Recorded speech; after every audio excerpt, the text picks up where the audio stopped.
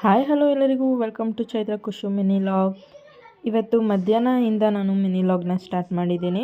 ಮಗಳು ಸ್ಕೂಲಿಂದ ಬಂದಮೇಲೆ ಫ್ರೂಟ್ಸ್ ಬೇಕಂದ್ಲು, ಹಾಗಾಗಿ ಇಲ್ಲಿ ಮಿಕ್ಸ್ ಫ್ರೂಟ್ಸ್ನ ಮಾಡಿ ಅವಳಿಗೆ ಕೊಟ್ಟೆ.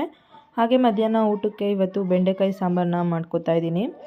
ಬೆಂಡೆಕಾಯಿನ ಸಣ್ಣದಾಗಿ ಕಟ್ ಮಾಡಿ ಹುರ್ಕೋತಾ ಇದ್ದೀನಿ. ಹುರ್ಕೋಬೇಕಾದ್ರೆ ಸ್ವಲ್ಪ ಉಪ್ಪು ಮತ್ತು 1 ಟೇಬಲ್ ಸ್ಪೂನಷ್ಟು ಆಯಿಲ್ನ ಹಾಕಿದ್ರೆ ಅದು ಅಂಟು ಕೂಡ ಬಿಡೋದಿಲ್ಲ, ಅಷ್ಟು ನೀಟಾಗಿ ಡ್ರೈ ಆಗಿ ಹುರಿಬೋದು.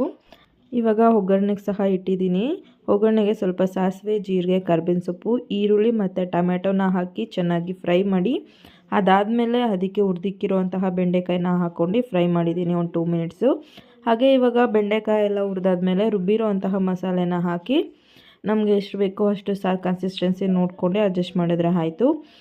ಮುದ್ದೆ ಕೂಡ ಮಾಡ್ಕೊಂಡಿದ್ದೆ. ಹಾಗೆ ಸಂಜೆ ಹಾಸ್ಪಿಟಲಿಗೆ ಹೋಗಬೇಕಿತ್ತು, ಸ್ವಲ್ಪ ಹೆಲ್ತ್ ಇಶ್ಯೂಸ್ ಇತ್ತು, ಹಾಗಾಗಿ ಹಾಸ್ಪಿಟಲಿಗೆ ಕೂಡ ಹೋಗಿ ಬಂದ್ವಿ. ಇವತ್ತಿನ ವಿಡಿಯೋ ಇಷ್ಟೇ. ಈ ವಿಡಿಯೋ ಇಷ್ಟ ಆದಲ್ಲಿ ಲೈಕ್ ಮಾಡಿ.